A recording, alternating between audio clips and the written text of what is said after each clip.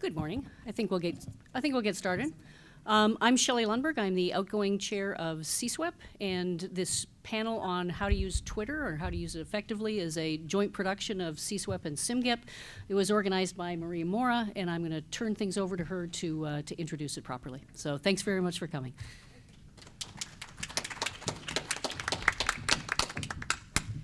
All right, good morning, everybody. First of all, we're very happy that you came with us today. We know that there are a lot of competing sessions, so we really appreciate that you spent the time and decided to come with us. We do have our swag. We have free bookmarks. In addition, we also have coffee and tea, and so we weren't really advertising that, but we wanted to give a bonus for people who are here. As Shelley just introduced herself, she is the outgoing chair of the Committee on the Status of Women in the Economics Profession, and I actually think we should start this panel by giving her a round of applause for all the work that she did as CSWEP chair. Because through her efforts, she's not only improving the lives and careers of women economists, she's also improving the economics profession in general. Because an inclusive profession is one that is better for the entire profession, not just for women, but it's better for everybody. So again, we appreciate all of your service, Shelley.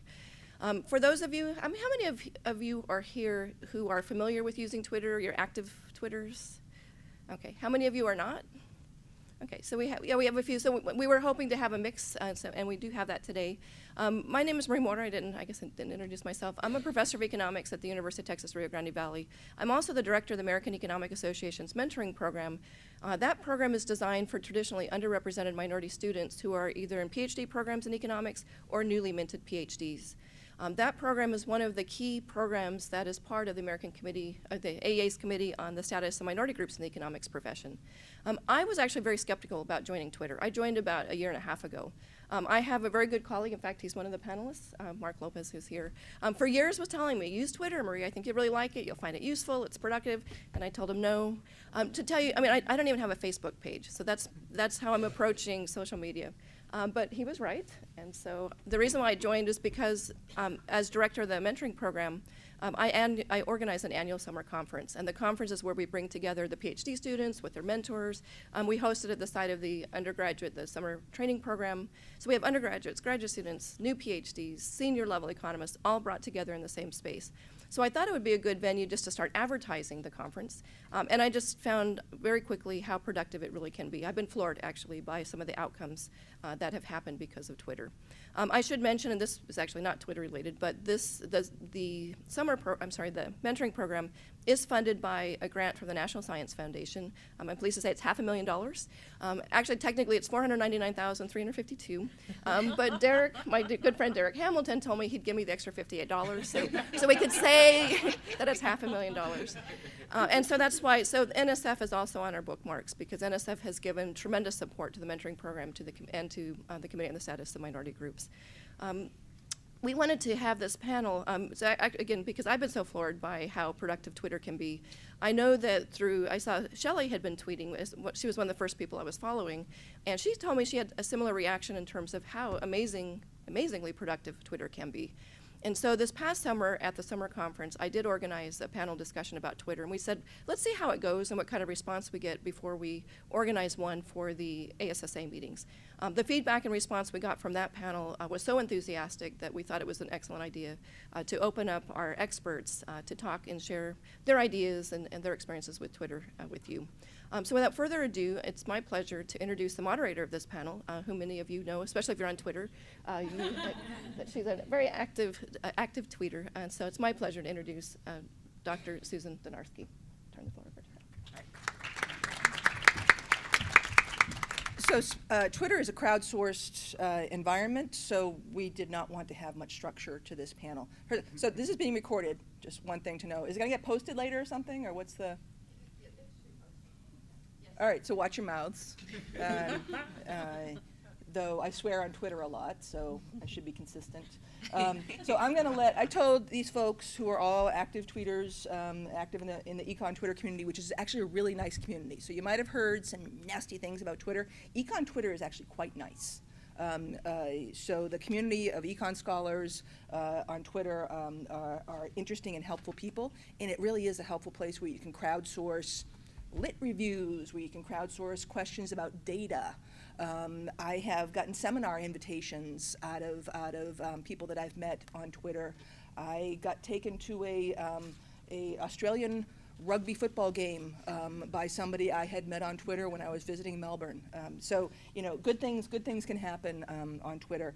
Bad things can happen too, and we'll talk about those and give some advice about those things. But all I told these folks to do was to introduce themselves and give 2 minutes of what's the most important point they would like to make about life on Twitter.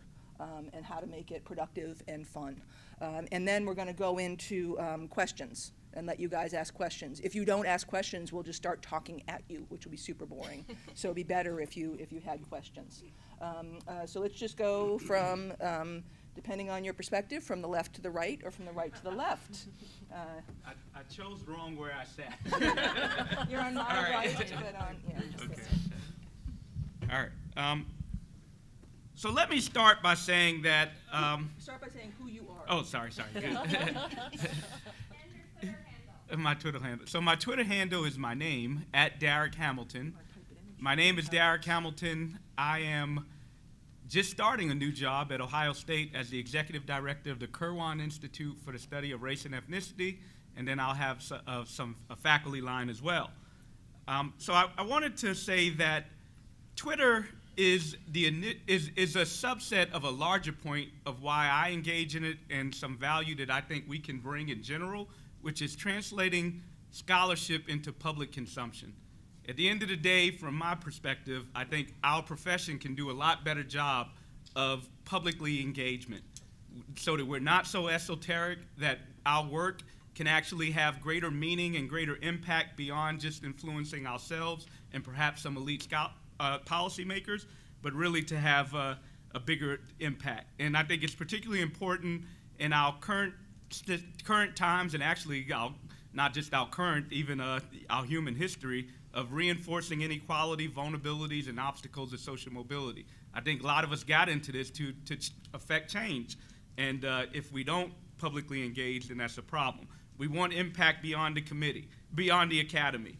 Our scholarship shouldn't just be limited to journal articles, and I think Twitter provides an avenue to directly engage with people and have people directly engage with you, but also a place by which you can highlight the work that you do and translate it. So if I was to describe a model of influence, we begin with research, and to me, nobody owns the truth, but research is truth-seeking, and that's what we do with integrity. So we're grounded in research. Then we think about ways in which our research can apply to influence people's lives. And then the last stage is important for forums like Twitter, which is dissemination, forums, and frankly, just publicly engagement. And I think that process becomes iterative. There's responses to the work we put out, and we react to that response. And undoubtedly, it's going to influence our research. And if we have wider audiences, then people can hear us. I know my 2 minutes almost up. I'm going to say a couple more things and just say one. The other thing we want to do is elevate the work of our students and our colleagues.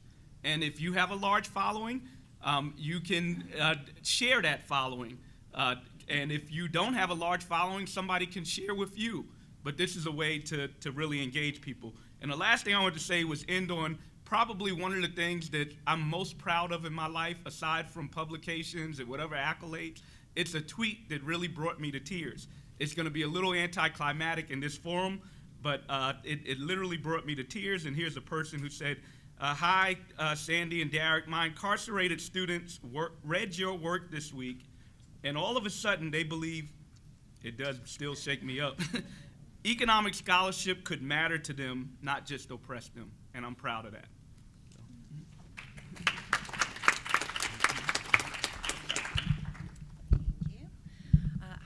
I'm Jen Doleac. My Twitter handle is @Jennifer Doleac. I do think using your actual name is really useful in this setting. I'm sure we'll get to that. So the main point I want to make up front is I think at this point it's fair to say you're at a professional disadvantage if you're not on Twitter at this point.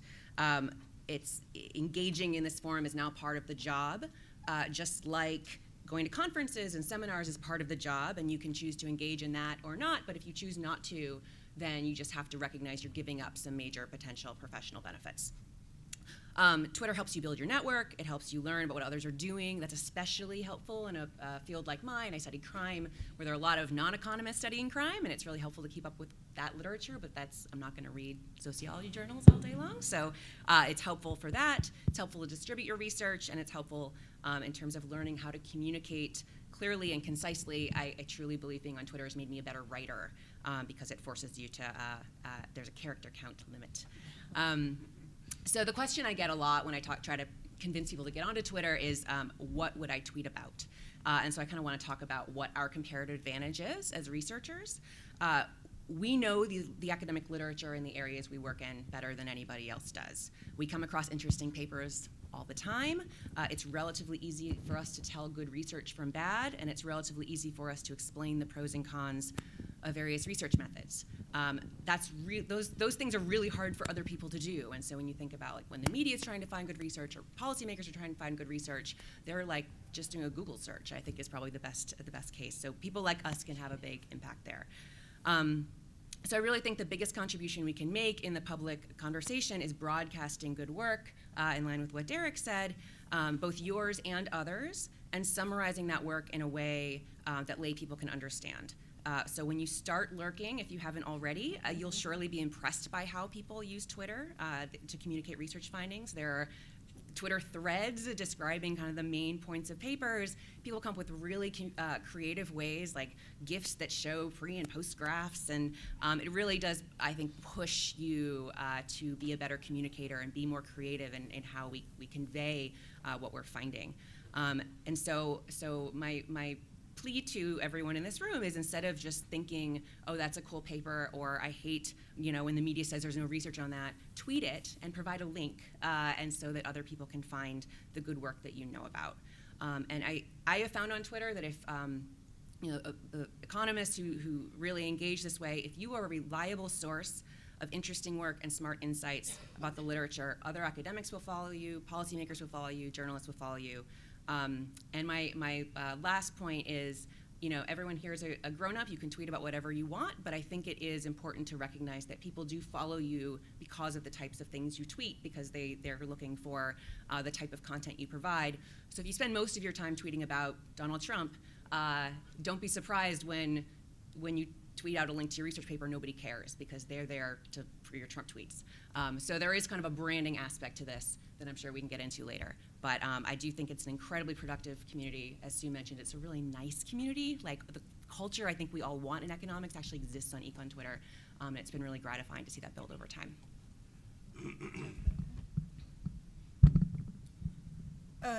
So I think a lot of this can sound quite intimidating. So I'm not So I integrate many parts of my personality into my Twitter identity. That's my cat, and that is something that somebody embroidered for me and gave to me last year. It's one of my most prized possessions. So my Twitter is a mix of personal, political, and my research. So, but everyone can choose how much of themselves, their personal selves, they want to have part of it. My cats, my kids, my profanities are part of my Twitter personality, but not everybody's going to want to do that. And I have tenure. So Twitter is just it's a vehicle for communication. So it's if you think of where you are in your career, that's going to affect how you engage in Twitter, just like it affects how you engage in conferences and in publications, right? You don't come out of grad school and start giving keynotes. You don't come out of grad school and have 200,000 followers and be tweeting about anything you can think of. You start by establishing your expertise. We advise all of the new scholars you come out and you start a research agenda and you establish a niche in which you are the expert. And Twitter is a place where you talk about that niche and get it out to people. And your audiences are, as Jen was saying, public. What's the public? I don't know. Public is it's your colleagues as well as media, say, and it might be policymakers in your area of interest, and it's just sort of randos off the street as well. But it really is, in particular, I think, a good place for collegial engagement. And so what is establishing your niche about? It's that you see a headline about a topic, and perhaps you see a misinterpretation of a piece of data or a piece of research, and you link to that. That's the hook, is that the current topic that's in the news, but then you connect to it a piece of research that informs it.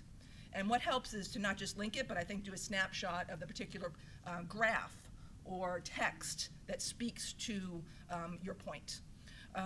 You can use it to elevate other people's research. So elevate the research of other good people. Just like you cite in your bibliographies other people's good research, you can be retweeting and citing other people's good research. And then a piece of it, you spend some time talking about, if all you do is talk about your own research, people are going to think you're a bore, right?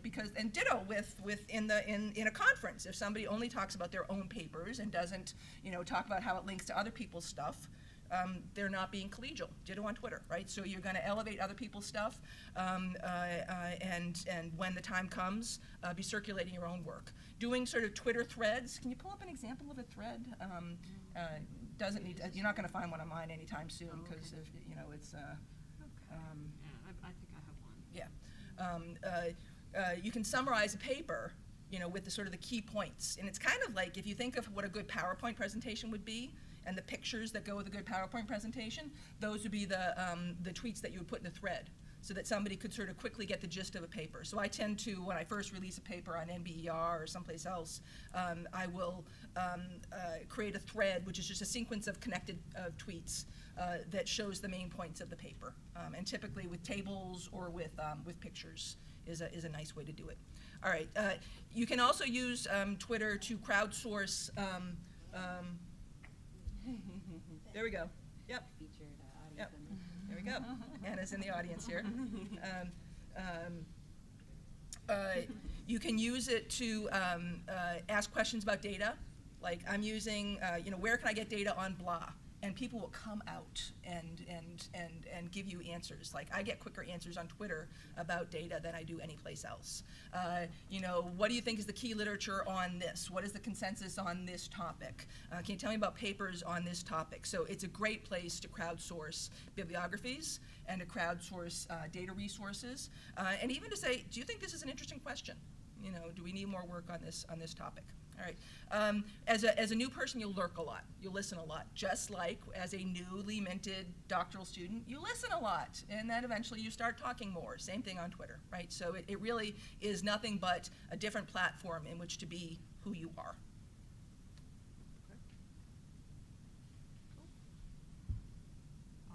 Need to pull up your own. I am. Okay. All right. Okay. Hey, everybody. I am excited to be here. I feel like many of you are much more Twitter celebrities than I am. I don't know that I have that much brilliant to say that you haven't already thought of.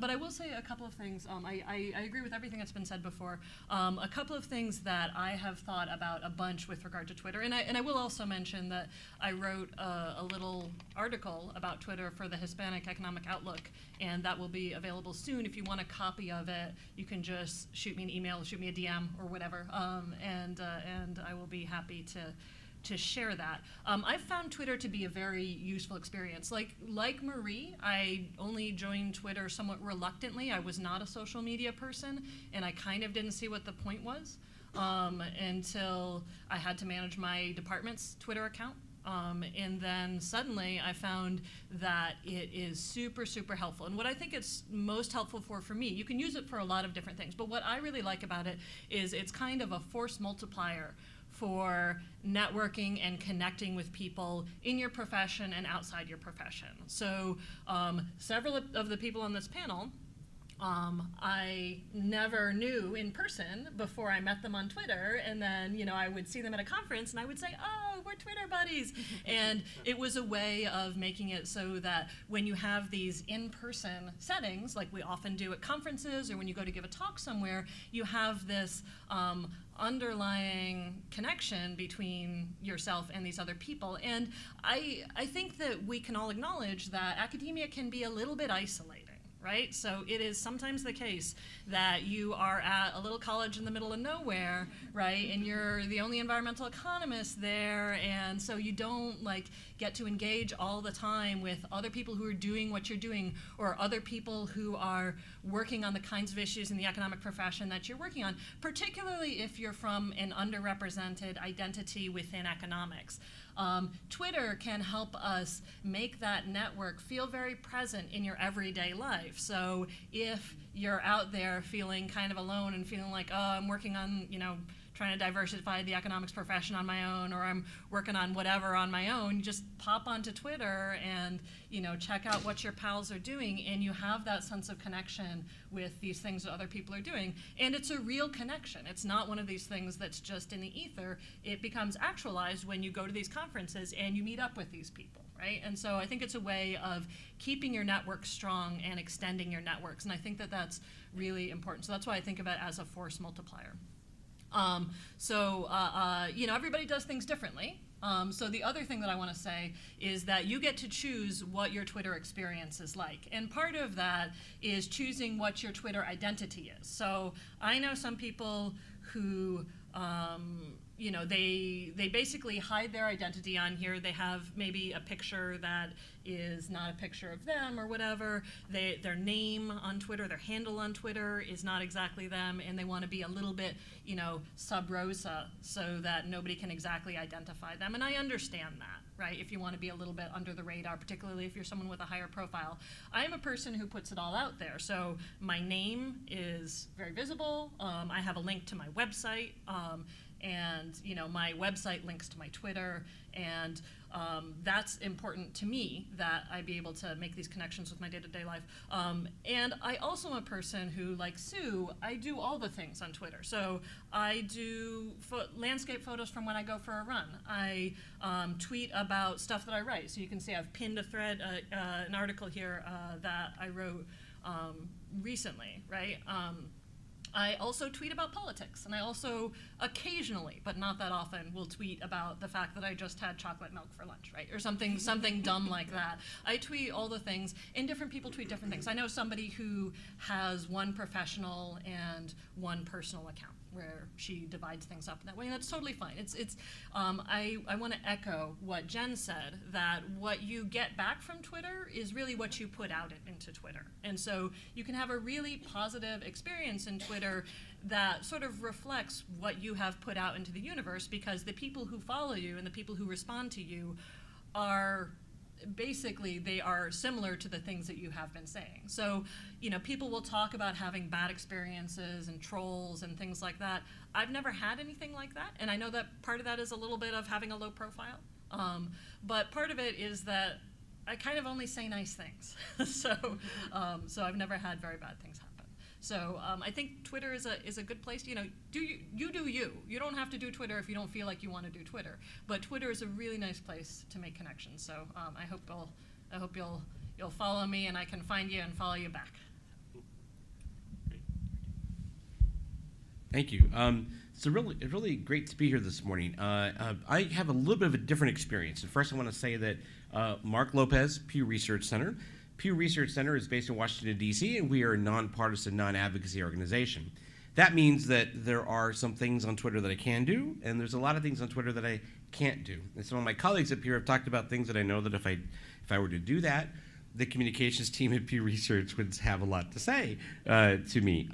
So in our work at Pew Research, in terms of all the Twitter accounts that you see, whether it's the Pew Research Center Twitter account itself or the Twitter accounts of anybody who works at Pew Research that identifies themselves as an employee of Pew Research, we only tweet about our own work. We might tweet about things that are happening in the world, but we don't make comments about politics. We don't make comments about policies. We don't take positions. We don't also endorse other research. And that's somewhat on purpose, because endorsing somebody or sharing somebody's work through Twitter is a way of saying you've given it your seal of approval, especially if you're positive about it. And you might want to be very careful about that if your company or your research center or even your university has a particular set of rules about how you engage in social media. So I'd say be aware of that. All that aside, I would say that this is a great way to get your work out there. And I've been on Twitter for over 10 years now, and it's been a great way for me to engage with folks in the space of Hispanic research and in the space of international migration. It is really interesting to me also how people react to the stuff that you post. So for example, I'll post that we've published a new report about how many unauthorized immigrants there are in the country. About 11 million, 10.7 in our latest estimate. Of course, that's an estimate, that's a topic that can be very controversial, and you get a lot of reaction from people, and sometimes the reaction leads to these really long threads of people criticizing your work and saying you're wrong and so forth, and other people coming to your defense, and you just sometimes stand back and let that happen because it's interesting to watch and see who's saying what. But be aware that what you say, as my colleagues have said up here, what you put out there and what you say will draw reactions from people in the general Twitter sphere, whether they're economists or not. I would also say that you should be careful that anything that you post, and I'm starting to sound like I'm being careful, be careful, be careful. Maybe that's because of what my communications team keeps saying to me. But whatever you post does live a long time, and people will come back to it. And if you have followed the news, you've seen some reporters get into a lot of trouble for having posted in the past comments that maybe weren't the nicest comments about certain groups of people. So I might be cautious about what you share, but this is a great way to engage with other scholars. It's a great way to engage with journalists. It's a great way to get your research out into the public arena, and also to do it in a timely manner. And there's no doubt that when I tweet, I try to tweet things that people are going to today find interesting. If we're talking about immigration, I'm going to tweet over and over again about all the different findings from our unauthorized immigration report. That's just something I'm going to do because right now it's what people are talking about. I'm probably not going to tweet about that report from 10 years ago that looked at Latino income because it doesn't quite seem to be as relevant to the debate about immigration right now. But you get the idea that you have an opportunity here to get your work out into the general stream. One last caution, hashtags. Hashtags are a great way to promote your work. And if you're doing anything for the conference here, you're probably using hashtag ASSA 2019 or something similar. Great way to promote your work. I would also, though, be careful to investigate if that hashtag already exists and what it is associated with. Because sometimes the hashtags that you might use, that you might think are totally benign, have some very, very strong people behind them with very strong points of view, and you should take a look and make sure and be careful that you don't post something that is tied to something that maybe you don't agree with, or maybe you want to be cautious about. So I'm excited to talk about questions that you all have, and I'm going to stop there because I think that's already a lot we've all talked about. But I want to say I agree with my colleagues here on just about everything that they've had to say. My big contribution, I think, is being at a place that has a corporate policy. Be aware that sometimes you may not be able to do everything that you might like to do, and you need to be cautious about that. Sorry, one last thing. Being a manager at the Pew Research Center, I have junior staff. My junior staff love to associate themselves with Pew Research. But in the past, we've had people who've made a lot of comments about politics. And I've had to have a conversation with them behind closed doors about how they need to either take Pew Research off of their Twitter account so they're not associated with it, or they need to not do that because they do represent the Pew Research Center. So again, it's something that is an important part of what it means to be in a center like Pew Research or in the nonprofit world. Just be aware of that. So thank you. All right, so now we would like you to tell us what you want to hear and ask questions. Yep. And why don't you say who you are? And your Twitter handle. If you've got a Twitter handle, let us know. So we can follow you. Oh, sure. Hi, I'm Amy Burnett Cross. I'm a first-year PhD student at American University. My Twitter handle is @Amy Burnett Cross. So, my question is about the Twitter API. Do any of you have experience with posting regularly using the Twitter API? What do you mean? So- Explain. For example, right now I'm working on a project where I'm posting a gender jobs report, and it'll go up, 5 seconds after the numbers are produced, because I have a pipeline where I'm pulling the numbers and then pushing the numbers, right? So I'm just wondering if any of you have any experience with that. That is very fancy. Now this is extremely esoteric. Oh, Let's ask this. This is advanced. This is the next panel. All right. So Okay, sorry, I let's apologize. Ask something more basic, or pass the mic to somebody else. Somebody has an idea. Okay. Yeah. Actually, yeah. But I think I would say even they should talk to each other outside of it, because it's just that's very. Yeah. Okay. I think there are lessons in there. I mean, part of it is we need to be intergenerational and understand that where we are in life, and others may have information and can bring us in ways that we haven't been brought into. So you raise a good point that clearly none of us are familiar with, for which we could certainly learn from. But one thing that Twitter does also is, if we are older scholars, we shouldn't be afraid to engage. We should engage with the younger scholars, because we certainly will benefit. So thank you for that. Hi, I'm Joshua Rosenblum, and I am on Twitter. I'm at JL Rosenblum.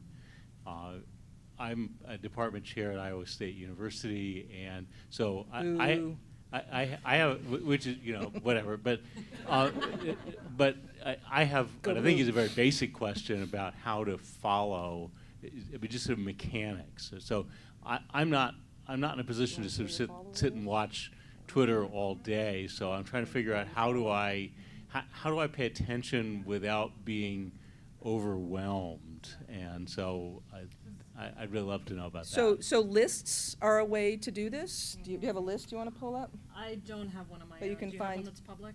Actually has a list of all the economists on Twitter, and that's someone linked to that field. Who does? REPEC, yeah. So why don't you search for REPEC economists? My favorite tip on this is I use TweetDeck on my computer, and so it has different columns, and then you can have different lists.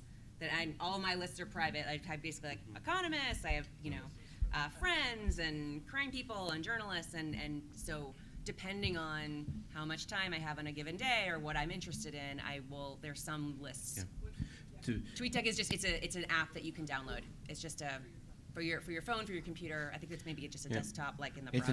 It's a desktop application, and so it's a great way to have open in your window in your browser a window that has columns showing your Twitter feed for your people who are following you and posting and related stuff to you, but then also specific topics like, say, immigration or the U.S. Election or whatever. And then you can see these feeds come, and you get a sense of sort of what people are talking about. It also gives you a chance to schedule tweets as well, so that you don't have to be sitting at your computer all day long. Okay, now I'm going to tweet, and I'm going to tweet in another 2 minutes. You can, in the morning, come in and set up everything and say, I'm going to have a tweet go out at about 11 o'clock, which is great because then people will see it when they go to lunch. And then again, maybe around 3 o'clock before they go home. So there's a way to schedule these using this program called TweetDeck, which will live in your browser. But I'm hearing a very basic question here, which is like, Twitter's a freaking torrent. There's millions and billions of people on it. How do you find that interesting niche? How do you follow 4,000 people? Yeah. I don't, basically. So, Yeah. yes, so there's two things. There's like how many people you follow, and then there's what list you actually pay attention to. Right? So it could be that you're following, so there's your general feed you can look at, and you might create, so here's a list of REPEC women. So you could go follow this list, and you could go scroll through this list and just pay attention to women in economics who are on this list.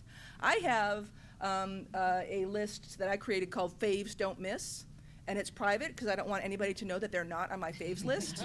But that is my list of about 80 people that if I just have a little bit of time on Twitter, I go click on that and I'll read through those, and it's much more limited. I think the other thing would be like if you're used to other social media like Facebook or I don't know, with your Instagram, like you're kind of used to like when you log in, you like catch up on everything you missed. I think one once you start get it into Twitter, one of the first things you quickly learn is just like throw that idea out the window. You basically log in. You might have some faves that you want to go back and see what they've tweeted, but in general, the way people use it, I think, is you log in, you see what's being said right now, and you log out, and then you miss everything in the hours that you're off. And so like just don't feel pressure You to jump go back into the stream. and catch up. Yeah. Yeah, you just In the moment. I mean, I'll respond to the issue of the 4,000 people. In part, I use Twitter to empower others as well. So, for example, if a doctoral student tweets me or something like that, maybe I don't do it all the time, but I try to follow them because I know that could have a benefit. When people look at who to follow, if highlighted people will come up in this person follows that person. Or joint follows. So I try to be intentional somewhat. So sometimes I will, follow somebody that might not be someone who I'm regularly going to follow because I don't have time. But also, Twitter itself is interested in you engaging the platform. So there are algorithms where the tweets that they think are most relevant to you, and this could be good or bad, we know in our current political climate, where you get messages from those people more often than not. So that's almost automatic within the platform. But the other issue you raised about time suck, that's the biggest pitfall to social media engagement. And you can discipline yourself and not look at stuff, but what I'm concerned with is with my own time. I'll wake up in the morning and something will provoke me, and then I get into a conversation, and then I look up at the clock, it's already noon, and I've lost my whole morning. So those are the risks that you have to worry about, in my view. So I just want to piggyback. You should let the next. Oh, sorry. Yeah, you're good. Okay. All right. Hi. So, yep.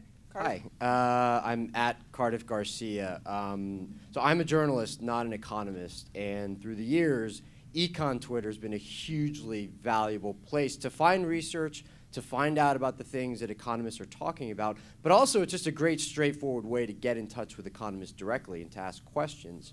And so my question is, given that the more economists that have joined Twitter, the more valuable it's become, what do the panelists see as the kind of institutional disincentives or barriers to more economists becoming active on Twitter?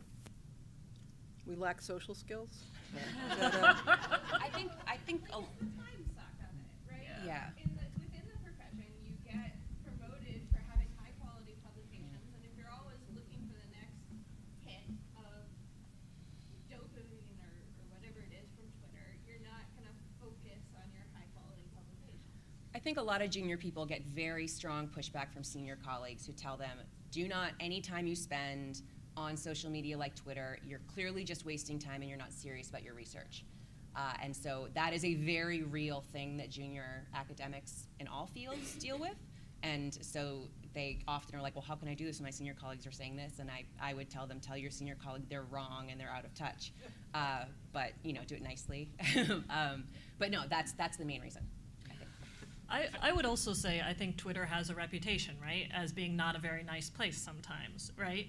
I mean, people say this. Sorry? But again, you curate your Twitter experience. So my Twitter experience is fantastic, right? And so I think that people hear about a particular president or whatever who tweets horrible things, and then they feel like that's what Twitter is. And so, I know a lot of people who say, oh, I don't want to go on Twitter because I've heard what that's like. They don't realize how much you can curate your own experience. So I think that applies to academics as well as anything else. But I feel like the networks of Econ Twitter really are building up in a very substantial way. So it doesn't feel to me like there are huge barriers there. I mean, I think our discipline has a elitism, has a snobbishness, and that's not always the case. I guess there's some people that aren't, but we shun stuff like this to give us access to a wider audience. We don't reward it. It might not be specific to economics, it might be the academy, but we create these barriers of other people being able to engage us, and perhaps it's even more intense at the senior level. Twitter is perhaps democratizing this and allowing us to change that, and I hope that's a positive change. The issue with regards to people that engage you that are trolls or whatever, in part, when you're relevant, trolls are going to engage you, so that's not necessarily a bad thing. It's just But like the- at conferences. but there's also technology to shield you from trolls. You can block them. But I don't think we should block to exclude, just de facto exclude people that we don't want to engage, but have a set of internal protocols where if somebody breaks those protocols, that becomes a trigger by which you block them. So for me, if you are using a derogatory word in a directed manner, like you can curse all you want, I'm not that sensitive, but if you're ridiculing somebody with a derogatory word, that's a trigger for me to block them. If you are disparaging to a group, that becomes a trigger to me to block them. No, trolls don't want to be blocked. So that's a tool and power that you have when you even engage them. Some of them will say to me, don't block me, don't block me. You're about to get blocked. But you know, right? So I guess my longer issue, and I'm rambling on, is really we need to change structures and engage, and Twitter is a platform so that we can really empower others with direct access to us and even perhaps change our discipline. Two questions, unrelated. One, what exactly is Econ Twitter? Is there like a thing that you can search that's Econ Twitter? So that's one. Two, everybody talked about research and no one talked about teaching, so talk about teaching. So so Econ Twitter, I just pulled up the hashtag Econ Twitter. So you should think of hashtags as a coordination device. So people find my tweets by following me, but people also find my tweets by searching for a hashtag that I include in my tweets. And so I include hashtag Econ Twitter if I want to put a question out there. I have used Econ Twitter for research as well as for teaching, as well as for service, for organizing conferences. So I will put out there, what's a paper I should include on my syllabus on topic X, or I have a student who wants to do a project about topic Y. And so I get all sorts of things about that. You know, I've also shared pedagogical papers and, you know, read other people's work about pedagogical stuff. So I think it's useful for all the things, I would say. I know that I think it's Jessica Howell, I hope I'm saying her name right, at Colorado College, did this really cool thing last year, sometime recently, where she had her students read academic papers as part of class, and at the end of the class, they had to tweet a thread about the paper, and like if the author was on Twitter, they mentioned them, and the students apparently. So the nice exercise for the students, just as it is for researchers, when you start explaining your stuff online, to figure out how to concisely explain what this paper was doing, and what the contribution was, and what the the empirics were. But then they were also just incredibly excited when some of those academics tweeted back at them and thanked them for like the cool thread on their paper. So I think she had a wonderful experience using Twitter in that way as part of teaching. I was once teaching a class, and we were reading a paper and had a question about why the author had done something. And I was friends with the author, Doug Weber, on Twitter, and I tweeted at him, Doug, why did you do blah, blah, blah? And he responded right away, and in fact then I got him on my cell phone, and we did a little impromptu, question and answer with the authors, which the students just adored. Thank you. I'm Julie Hotchkiss. I'm with the Federal Reserve Bank of Atlanta here in town. My handle is Julie L. Hotchkiss. And the one trick I think I know from Twitter is that if you tag somebody at the beginning of a sentence, you need to put a character or something in front of that @ sign in order to make it public, I guess. And what I want to know is, are there other tricks like that we should know about, and where do we find them? Does somebody know more than me? I think that used to be true, but is not true anymore. I think it is still true. There's if you Google, you will find Twitter tricks and hacks and stuff online, tons of them, right? So I don't think, we're trying to focus on like the econ-y aspects of Twitter, but there's lots of stuff out there, websites you can find that are about tips and tricks for Twitter. Judy. I just have a quick question, if you guys have a thought, because this is something I've struggled with a little bit. Oh, I'm at Judy_Chevalier. Do you have guidelines about consent? So like I see a lot of people tweeting everything that happened in a seminar, so-and-so asked this question, and I'm curious what your views are about, if you say something at a seminar, have you consented to have people tweet about it? I'm just curious how you approach that. Looks like Sarah has an opinion on this. I have a feeling about this, but here's why I have a feeling about this, is that I asked this question. So for an association that I'm in the leadership of, we were developing a code of conduct for events, and the question, we were copying from another association outside of economics, their code of conduct, which said, don't take photos and spread them on social media without asking permission. And so I put it out on Twitter. If you are taking a photo of somebody giving a talk, is that cool to share without the person's permission? And I will say that the opinion was completely split. A lot of people strongly felt that the person is standing up in front of the room, and so it's public. A lot of other people strongly felt you have to ask because it's their stuff. So my feeling from having taken that poll is that there is no consensus on this, and so I would say be as considerate as you can. I feel like images is where, unless a person is on a stage, I don't do images, but if a person is talking in a seminar, then I will do that. What do you guys think? I think you need to ask. Organizations should have policies, and so if you're running a conference, so I was president of AEFP, Association for Education, Finance, and Policy, and our policy was it was automatically not allowed unless people explicitly said yes. So it was an opt-in for the authors. So we instructed the chairs to always tell the authors to say whether they were opting in for their presentation to be on Twitter. In our case, many people are working with administrative data and with partners, and this stuff is embargoed in some way, and it's not supposed to be going out beyond a conference room. So I think it's just always polite to ask permission beforehand, or if you're doing it during, then after, before you post it, to ask the person if it's okay to use it in that way. But I think just about everybody's used to sort of people taking pictures at this point, and if you're not used to it, you should just suck it up and get used to it. Yep.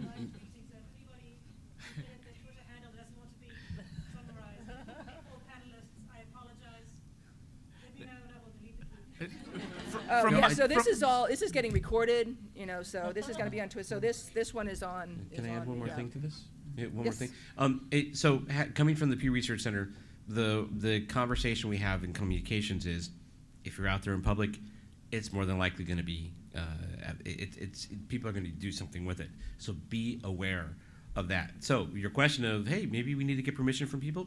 Sure, I think you should ask. But don't be surprised if somebody hasn't asked in a public setting like this. And I'm surprised that people are presenting administrative data, even if it's embargoed, because still people take pictures and people record and stuff. So if you're concerned about something, don't present it in public then. But if you're presenting in public, don't be surprised if somebody tweets about your work because you're in public. So, and here we're trying to promote work of people. That's something even more so you're going to see people do. Anyway, just be aware that if it's out there in public, it's potentially game. Again, I think there might be different cultures for a nonprofit versus an academe. So I think there is a culture within Econ of, I got a paper, but it's not out as a working paper yet, and I want your feedback, but I don't want it broadcast. And I think people understand what that culture is. You already, here and then back there, and then there. Well, okay. So one of the things I've seen Twitter used for, and I personally use Twitter for, is shaming people who I think have bad behavior. So the case I did it was when I was on the metro, and a woman in a wheelchair got blocked out of being on the metro because they closed the door on her, on her wheelchair. But this is sort of related to that, and what do people think of if somebody makes a comment in a seminar that's blatantly sexist or racist or nasty, just being look, this person made this terrible comment as a method or as a thing. So Mark raised the point earlier that be careful what you tweet because it stays permanent. And this is related to the point Mark already made, so I'm piggybacking a little bit and saying that I would assume we're in a new paradigm where almost everything we do can be public, documented, and long-lasting. So that's the way I govern myself in life, unless people are explicit and say that you're not allowed to tweet. If that's the protocol for the meeting. That doesn't answer your question. But I think that these become personal decisions that people have to make based on their code of ethics. So you are an advocate, and in this case, you are advocating for that person who the door closed on. And if you want to use Twitter as a forum to make that advocacy, go ahead. You understand that there's risk involved for that advocacy. So I think a lot of this is personal decisions unless there's an explicit code. But when making these personal decisions based on your code of ethics, know that it's permanent. And also, I mean, you have to recognize this is a small, relatively small world, right? In economics, and this brings to mind, I think Sue had actually tweeted something where it was calling someone out, but chose not to name the person on Twitter, and I thought that was the right way to handle it. I think there are a lot of situations like this where you can make the point that that behavior is unacceptable without and solve the problem in sort of a better way offline, But maybe right? you want to call them out. Maybe There's you do. sometimes I mean, you there are want to times be when called maybe out. you can name the person, but that it's not always the best approach to handling it. I'm Anna Josephson. I don't remember my Twitter handle. I run the CSWEP Twitter. But I was wondering if you could talk about what happens when you put a paper out there and people pick it up, it gets a lot of play, but then maybe your results are misinterpreted or misunderstood, or the subtlety that is in your paper is lost when it's just out there in the world. And I think we've had this for a long time. If This a never journalist- happens in the economics profession? Well, no. What I'm saying is it happens all the time, but now it's like it gets amplified because do you just not worry about it? I think it's the same process. It's like, you when you let your work out into the world, you lose control of it. And so some people are gonna, well, Jed was gonna be up next, if that's okay. But Twitter also gives you a chance to engage and respond if someone says, so what you're saying is this, depending on how much of a troll they are. You can actually say, like, no, actually what I'm saying, you can clarify, which is nice. Hi, thanks. I'm Jed Kolko, at Jed Kolko. I'm at Indeed.com. I wanted to just jump back to an earlier part of the conversation where people were basically asking the question about like the fire hose of Twitter and how do you step out, step back in, the panic about like what have you missed, if there was no Wi-Fi on the plane for the past 8 hours. One tool that I've used and has actually sort of lowered my anxiety significantly around missing out is an aggregator. I use one called Nuzzle. What that does is it lets you see the links that more of your Twitter, the people you follow on Twitter, have linked to over some previous time period. So the most linked articles by the people you follow on Twitter in the past 24 hours. And so if one of the ways you use Twitter is to see what published things people are talking about, this is a really nice way to like, in a few seconds, see what you missed over the past 24 hours. Go back to Anna.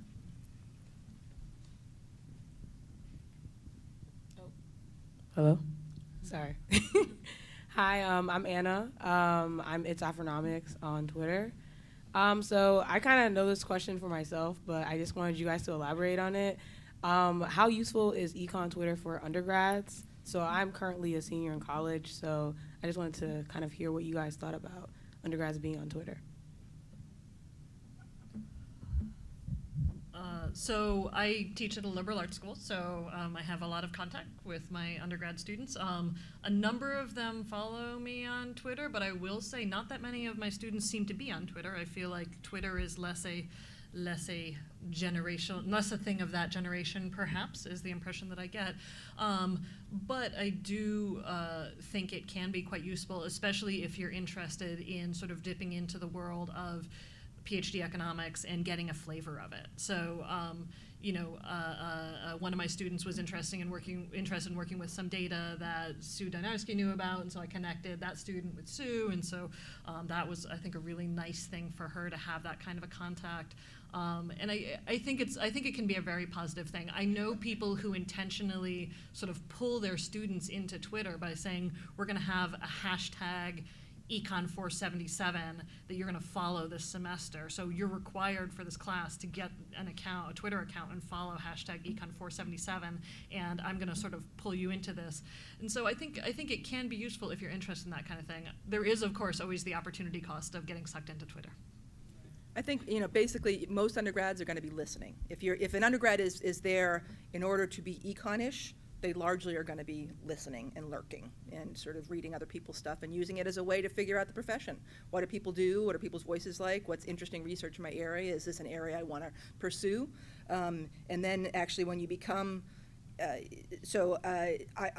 lots of young people are on Twitter, but they're not using it for the things that we use it for. And so probably you want to get a new identity once you become a PhD economist, or because, I'm not saying this is you, but other people such as my children might have been using it for gaming or maybe party meetups or whatever, and you do not want that to be part of your Twitter identity once you go into the professional world. So Gothic Skater should not still be your handle once you become an economist.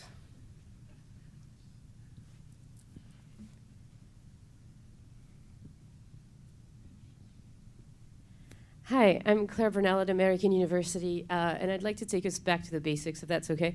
I'm new or semi-new to Twitter, and so I have two questions. The first is, do you guys have some tips for how to get more followers so that, you become a bit relevant and you don't just tweet out to nothing? And the second one is there a certain frequency that we should be tweeting at to remain relevant?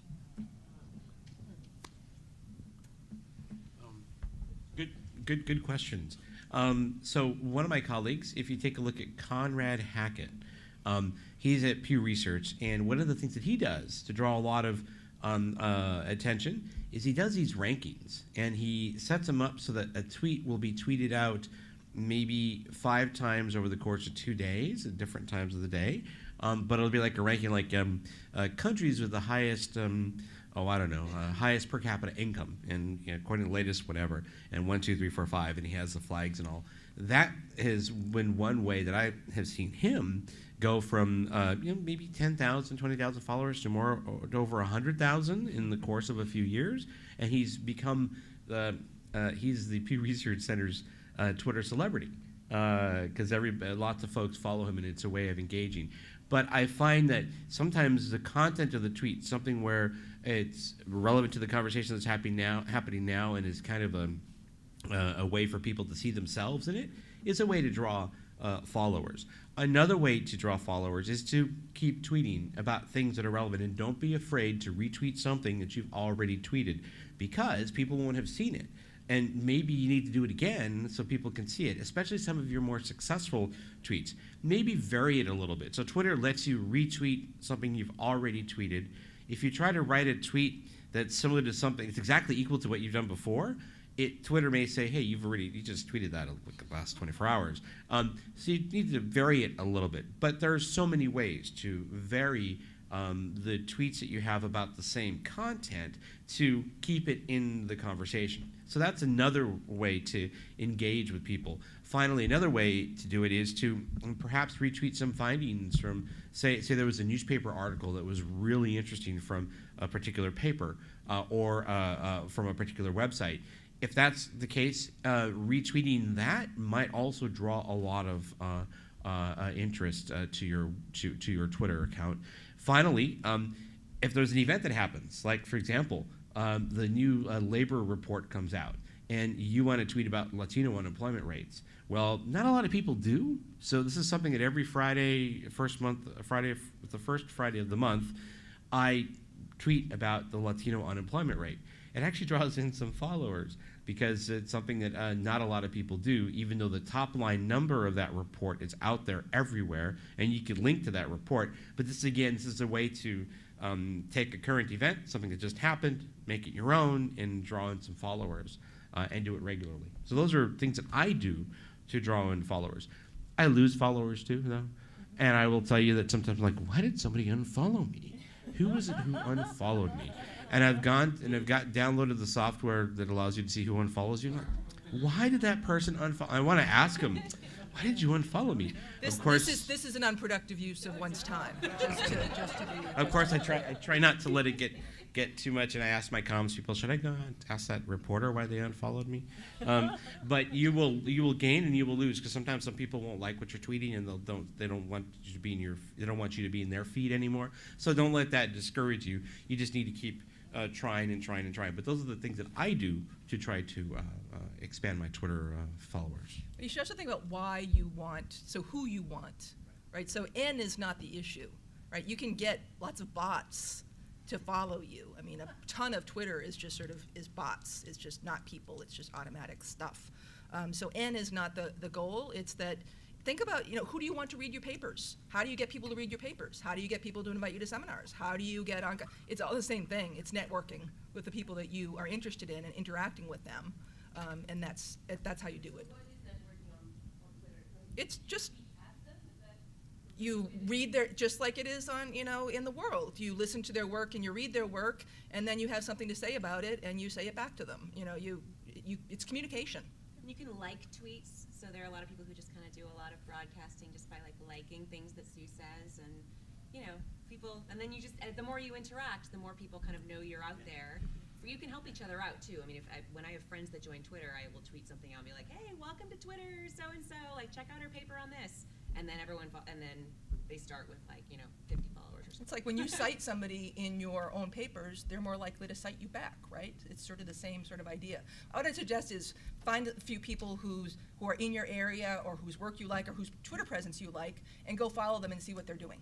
And again, this is just like it is with everything else. We apprentice with other people, and we sort of look at what they're doing that succeeds, and then try to do something similar. And just one more thing about how much to tweet and how to tweet to get followers, which I am the least qualified person on this panel because I have the fewest followers on the panel. But I think that there is a sweet spot in terms of number of tweets, and that's going to vary from person to person. If you're not tweeting that much, there's a lot of people who just don't want to follow you because you're not. And so I think there is a little bit of sort of speaking into the void for a little while until people see that you're tweeting pretty regularly and tweeting some pretty interesting stuff. So I think and I think a few tweets a day, don't go crazy, don't let us consume your life. Some people tweet more. Some people, when they go on Twitter vacation, they, hey, I'm going on Twitter vacation, they post a little thing just to let people know. But I think tweeting regularly, it definitely helps. And another thing I will say is retweeting is good, but don't retweet things that everybody has already seen. So don't retweet the same New York Times article. A lot of us consume the same media. I adore Sue, but I will never retweet Sue because everybody's already following Sue. So everybody already sees her tweets. So. Whoa. So I know, kind of along similar lines, I know we have a couple journalists, maybe at least one journalist in the audience. I'm curious how what they find useful from academics who want to engage more with media, with policymakers. What's useful for you? So who do we have here? Yeah, We've got Cardiff. Anybody? Maybe it's just Cardiff. We have reporter in the room. Okay. Reporter. Go ahead and represent the Speak for profession. Everybody, right? In terms of the hierarchy of usefulness, right? For me, at least, first it's discovering new and interesting research. Don't you do this for a living? Hold that close to your mouth. Didn't say I do it well, right? So in terms of the hierarchy of usefulness, right? For me, the best thing about Econ Twitter is the discovery of research that's either new or interesting, or that economists themselves are debating, discussing, and that at least find to be relevant, right? And then second, again, I've gotten a lot of new sources directly from Twitter, people that I knew on Twitter before I knew them in real life or before I even spoke to them on the phone, right?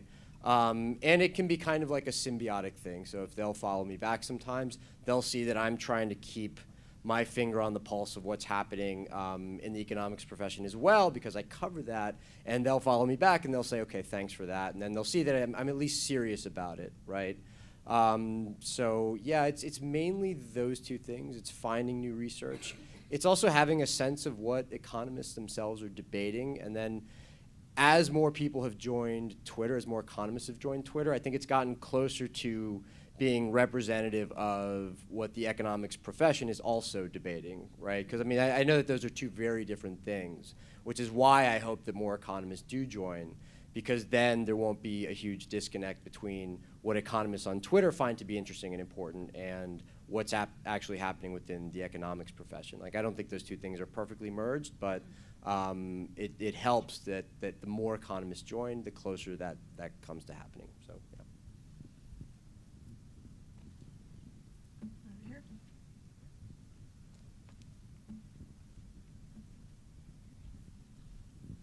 Hi, I'm Carrie Cruz Bueno. I'm at Carrie Cruz Bueno.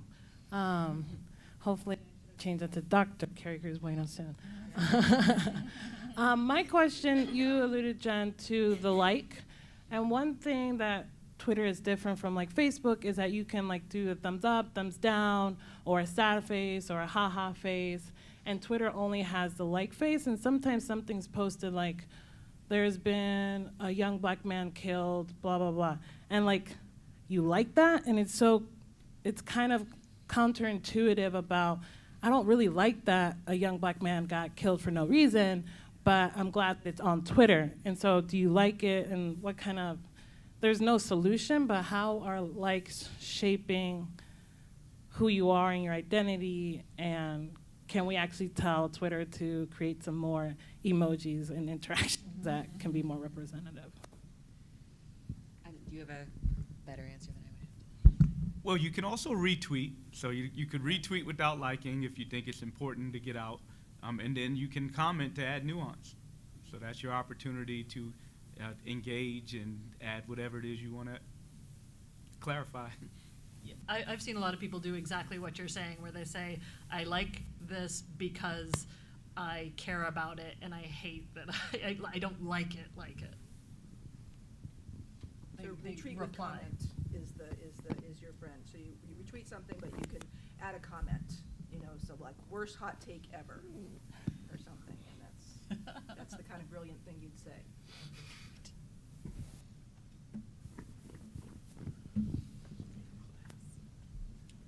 Maria? And then I'm going to let, if these guys want to think about whether they've got something that hasn't come out in a question that they want to push out as information, collect your thoughts on that front. Okay. First of all, I wanted to also thank some of the panelists with respect to promoting the work of some of our job market candidates. Some of them are very active, saying like, here's a econ job market candidate, take a look at them. Some of them have also posted links to their websites, to the job candidates' website. So it's another useful tool in terms of promoting students, either your own students or students that you know. I was just wondering, just very briefly, if the panelists could just say, what is the most surprising thing you found about Twitter, if you can do it very, very quickly. I just want to, Jen has done an amazing job of linking to the job market papers of junior women.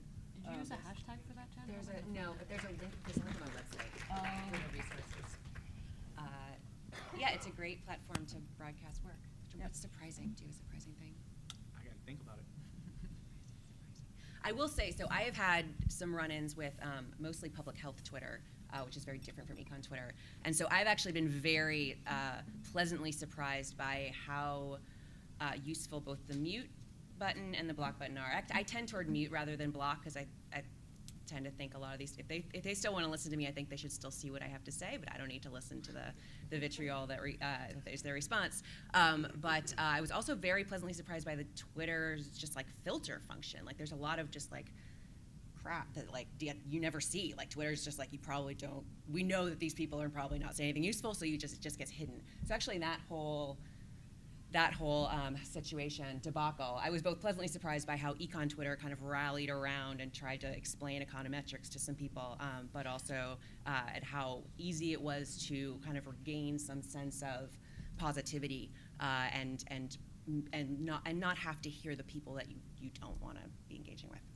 So this is part of curating Twitter and controlling your experience. So block is when you will not see anything that somebody says, and they also will not show up on your feed, right? So that when people go to look at your feed, somebody who's blocked will not show up on your feed. If you mute them, you won't hear them, but your followers will still hear them. So I tend to, if somebody is like really, abusive or, derailing conversation, they're just not being a productive member of the community, I will use block very freely. You don't have to talk to people. Yeah. There's no obligation on Twitter. Just like, somebody, if there's a jerk in the profession, you don't have to stand and talk with them for a half hour at the cocktail reception, right? You go someplace else. So block is the way you do that. So mute means you don't have to listen to them, but they're still using your followers are all going to see them. So sometimes there's going to be people who are going to be using the fact that you have lots of followers to get themselves out there. And if you don't want them doing that, then you need to use block. No, I have mixed feelings about it for exactly that reason. Yeah. So to answer whatever you want to talk about too. Oh, I was going to answer Marie's question. That's what you want to talk about, then you should answer her question. You can do both. Okay, so the two things that I've found most surprising. So first, just echoing just the positivity, and I think Gray Kimbrough brought this up on Twitter, and we were just tweeting about it just a couple of days ago. Just essentially, we don't always get that much positive feedback in our actual professional lives, but you put something out there on Twitter and everybody's like, yeah, that's the best thing ever, you're so great. And I think it's really nice because we don't get that much in life. But then the other thing I would say is just how it really does translate into real life friendships and meeting up. I think that Twitter is not just in the ether, that it's a real set of networks. That was a surprise to me. I've found that Twitter has become an important tool, an important professional tool to share my research and the research of my team at Pew Research with the world. I'd also say that it's one of many tools. LinkedIn is another important tool I find. A lot of reporters like to reach out to me through LinkedIn, so I'd encourage you to think about LinkedIn. And there are other tools as well. There's social media tools that you should probably consider as well. I know we're only talking about Twitter here, but social media can be a great way to have a coordinated effort at disseminating your work. And that's the thing I think that's great about this is it's a wonderful way to share your work, and I love it when I get reactions just like this where people are really positive about the work you've published and have reactions to it, and it actually sometimes sparks new ideas for the next round of research when you see how people are reacting to your work or something that your team has published. So it's a great way to do all of that. So I'm a ham a little bit, so it's self-grandizing to be on Twitter, to be liked and get that attention. So those are positive things. But I also recognize we are a privileged group. We have the process of tenure. Most occupations don't have that. So if anybody is protected in a way where they can socially engage to affect change, it should be us. I think that's part of the purpose of why we even have tenure.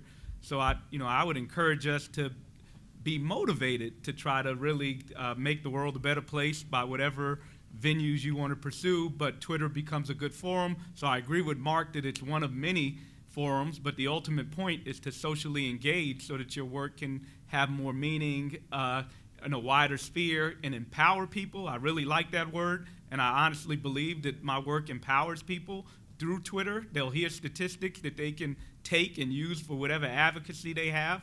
I know I'm not the best advocate, but I believe and am committed to doing this research so that it can be used to affect change. And then the last thing I'll say is, being from a group that is marginalized in society, I also know that there is pride in being able to see someone like me who engages, and that it's not just a role model effect, but it is really it's not just seeing somebody to see numerical representation, but Twitter allows direct engagement so that they can have access and de-emphasize what it means to be elite.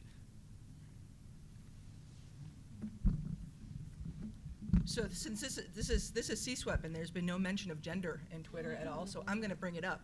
So if you, so Jen's got, pull up my, I don't have my, it's not clear what sex I am on my, on mine, right? So we've got this data mining person. It's Professor Dynarski. There's a cat. And I have experimented in the past with having Professor Sue Dynarski and having my the mansplaining and the disrespect went up. So I choose. So I don't. Inevitably, somebody will say something every couple of weeks. Somebody will say something nice about something I've said, and they'll refer to me as a he. And then I have fun saying she. Right, so it's I'm actually a she, and so I'm not hiding the gender, but I'm also not advertising it. So it is a place where women can get harassed, and so I'm interested to hear what these guys have to say about how they've made their decisions on this. This is a decision I've made. You will make your own, and these guys have made their own. Yeah, I mean, I think my decision is sort of what I said earlier. I just mute very freely and block when appropriate. There are people I've blocked for sure, but. Yeah, I think that there's definitely a higher mansplaining factor if you are a woman. I think people are pretty quick to call, like you don't even have to call people out on it. Like your followers will call people out on it though, is my experience, like much faster and more effectively than I ever could. And it is very fun when, you do see tweets kind of circulated where someone will, it's like, maybe you should go get a science degree, and the person's like, well, I have a PhD in astrophysics, I don't know, like this is, and that'll get retweeted like 5 billion times, and so it does sort of build both community and camaraderie among women who are dealing with this in all aspects of their lives, not just online. But I think it also does put it front and center for the men who maybe don't see it directly for themselves, to see all these kind of brilliant women getting these comments that we all get in responses to our research. So I think they're productive and useful ways to handle it. And I think that part of my role on this panel is to say that if you're not as famous as these guys, like, it doesn't get quite that bad. I've literally never had to mute or block anybody. I think I've had one or two like weird comments, but really it has not been a big deal for me because I think I more or less fly under the radar, and the people who follow me are mostly pretty nice. So, it hasn't really been that much of an issue. But I pulled up Dina Pomerantz because she is a superstar on Twitter, and she gets mansplained to all the time, and she responds in such a sweet way. She's like, well, can you explain more what you mean by that? Because here's the evidence on it. And she's just wonderful at it. And so I really, I think she's a great example to follow. She has a superhuman amount of patience. I was on a different Twitter panel at some other conference, and I paraphrased Shelley Lundberg was in some Twitter thread, still one of my favorite tweets ever. Someone was like, well, but if someone doesn't understand your empirical strategy, then you have to explain it to them. And Shelley said something like, it's not your responsibility to explain econometrics to every idiot on the internet. Which is like, yes, exactly. But if you do want to do that, like Dina often does, it's an incredible public service. Dina is just and your audience in that case is not the idiot, but the other people who are listening. So you're speaking to them. It's just like if somebody asks you a really aggressive, idiotic question in a seminar, you answer it for the group, not for the asshole.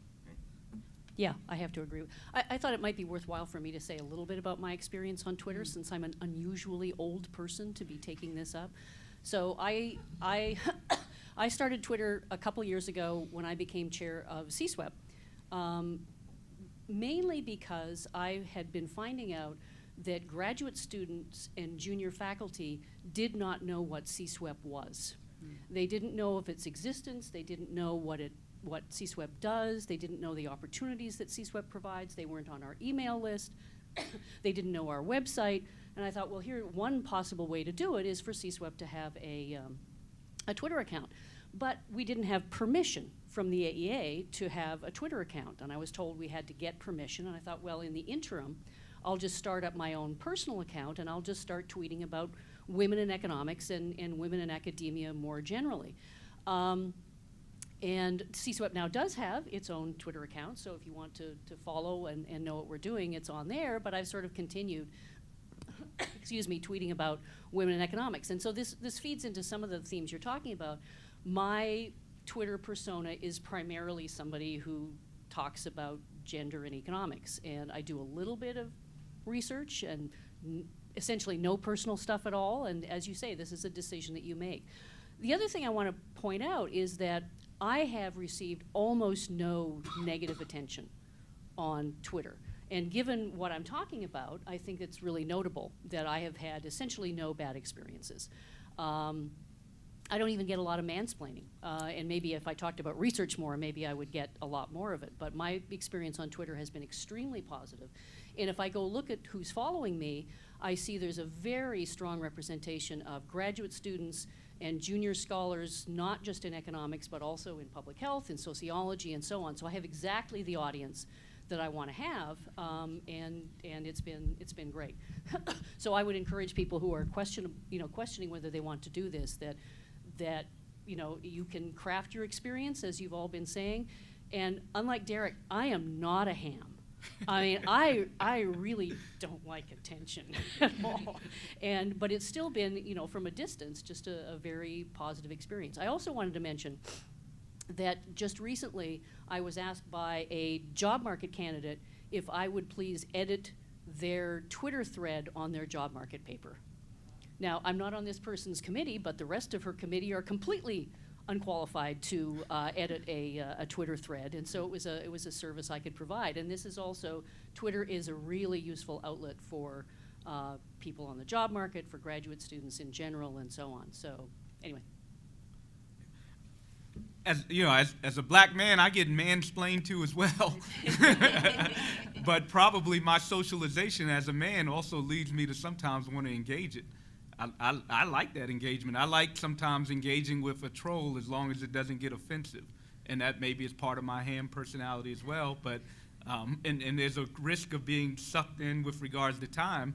But I like clever engagement with banter, and I like Dina's approach also. You don't have to come with the vinegar. You can kill them with kindness and make your point, and then it's public engagement. So if somebody has cowardice to come after somebody for their race, their gender, in a subtle way, they're publicly exposed. So you can, engage them if you want and take them on. But, obviously there's cost and risk and personalities involved in whether you make those decisions. I don't think I introduced myself before. I'm Martha Olney, at Martha Olney. So I follow very few people. Back to sort of Josh's question, I follow like 26 people or something. You can pull it up. I follow Lisa Cook because she retweets everything, and so by following Lisa Cook, I don't have to follow anybody else. I follow Trevon Logan because he afflicts my comfortability on a regular basis, and I appreciate that. So I also want to say that and Trevon is willing to engage with people who say racist shit, and in a way that I don't have the stomach for it. So like when somebody tweets something sexist at me, what I tend to do is I send something to Trevon and say, well, last night I texted him something and I said, save me, Obi-Wan. You are my only hope. And he said, take him on. I'm like, oh shit, I'm going to sleep. But I do think, one of the things that I think is fabulous about Twitter that we haven't talked about is the Berkeley Web Summit that happened at the end of September for diversity was really organized on Twitter. And so that gathering of 150 plus people to talk about issues around diversity within the economics profession would not have been what it was in the absence of Twitter. So the ability of the graduate students to reach each other through Twitter, I think, was fabulous. I also think that Twitter has given me more optimism. I hope it's not false optimism, but this relates something to you said, Jennifer. It's given me more optimism with regard to the profession's ability to grab this moment and actually affect change in a way that we haven't seen in the 40 plus years of CSWEP and CSMGEP. And I think that's partly the conversation that happens on Twitter. But also I think it's back to Sarah's point, it's the breaking of the isolation, right? So for those of us who've been in the trenches of dealing with the sexism and the racism and the homophobia of the profession, to know that there are other people out there who share our perspective has been very empowering. And I think we haven't really talked about that piece. I think that's an important piece of the role of Twitter. And I would also like to say about that, I think that the Web Summit and also the Sadie Tanner Conference, right? So there have been a number of these wonderful things that have come together through conversations on Twitter. And so do people know about the Sadie Tanner Conference? Just say what it is. Yeah, Twitter knows. So, yeah, the Sadie, yeah, so can somebody bring the microphone over to Anna, and then Anna can talk a little bit about. Yeah, so the Sadie Tanner Conference is the first ever conference for Black women in economics, and so the whole point of the conference is to essentially introduce Black women, young Black women specifically, to the field of economics. So I've been really blessed to have a lot of great mentors who are Black females as well as great allies, and I noticed that a lot of my colleagues did not have that, so I co-founded that with Fonta Traore, who's at the Federal Reserve Board of Governors. And so, yeah, we are basically sold out, and mainly due to Twitter. The Econ Twitter community basically, thank you. So the Econ Twitter community basically rallied around us and was like, we want to see this succeed, and they made it possible in less than a week. So we got like, I think over $5,000 in funding just from crowdfunding, excuse me. And then a lot of people actually, when they found out about the conference, they also decided to become actual donors of the conference. So people are giving more than $1,000. And so I think that the Econ Twitter community, like I said, I'm an undergrad, but I've been able to engage with it pretty like quickly. Actually, I only made a Twitter like 3 months ago.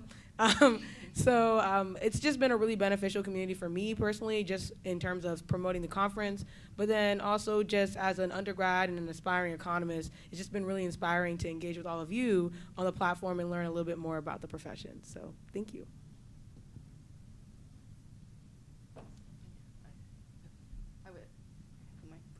Somebody else?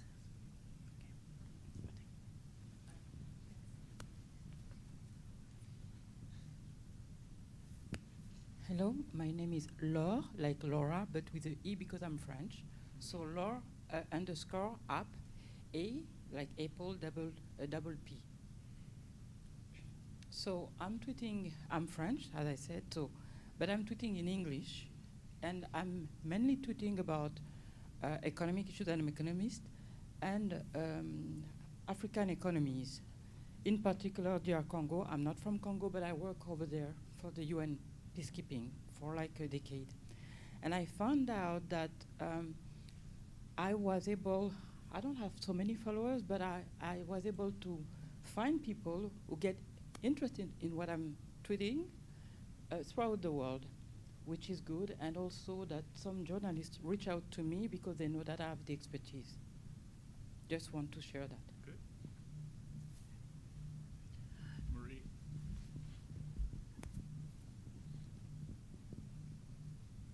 I just wanted to piggyback on a couple of previous comments, and that is some of the very positive outcomes that have come through Twitter. I was going to mention the Sadie Tanner Collective as well, so I'm glad that Sarah had already mentioned that. In fact, one of the first, I guess, real outcomes that I learned through Twitter had to do with the whole idea of mentoring underrepresented minority women. There was a discussion through Twitter about mentoring of women, how that was important, and then there was also one that was started by Trevon Logan, so I was happy that Trevon was mentioned. And he said, we talk a lot about mentoring women, we have a lot of talk about mentoring underrepresented minorities, but we really don't look at the intersection between women and minorities. So as a result of that, I replied to Trevon, I said, you're right.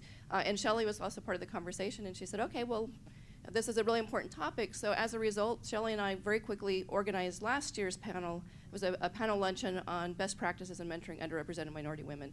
So that's like a real tangible outcome just for a very quick, it was just within a couple of minutes. It's like, okay, well, let's go ahead and put this together.